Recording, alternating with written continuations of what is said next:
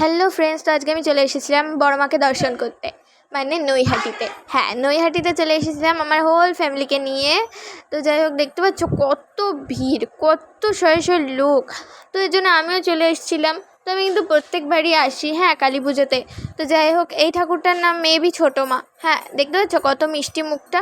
তো যাই হোক, আমি কিন্তু ভিডিওটা স্পিডে করেছি, কারণ এত হাজার হাজার লোক ছিল ওখানে, মানে লাইনটা এগোতেই পারছিল না, সবাই একটু একটু একটু একটু করে যাচ্ছিল।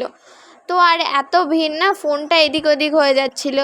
তো যাই হোক, আমি অনেক কষ্টে ভিডিও করেছি, কারণ এমনিতেই আমি ছোট মানুষ, আর তার মধ্যে এত ভিড়। তো যাই হোক, তো এটা দেখছো বড় মায়ের মন্দিরের সামনে, ঠিক আছে, বড় মায়ের মন্দিরের সামনে। তো ছোটো মার পরেও কিন্তু অনেকগুলো ঠাকুর ছিল, বাট ওগুলো আমি ভিডিও করতে পারিনি, কারণ এত ভিড়, ফোনটা যদি একবার হারিয়ে যায় তো গেল।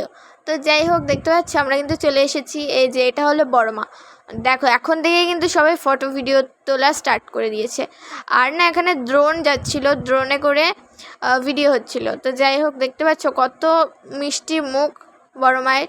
আর দেখতে পাচ্ছ সারা অঙ্গে কিন্তু মায়ের সোনার রূপোতে ভর্তি, পুরো সোনা। আর ওগুলো কিন্তু শাড়ি মায়ের পাশে।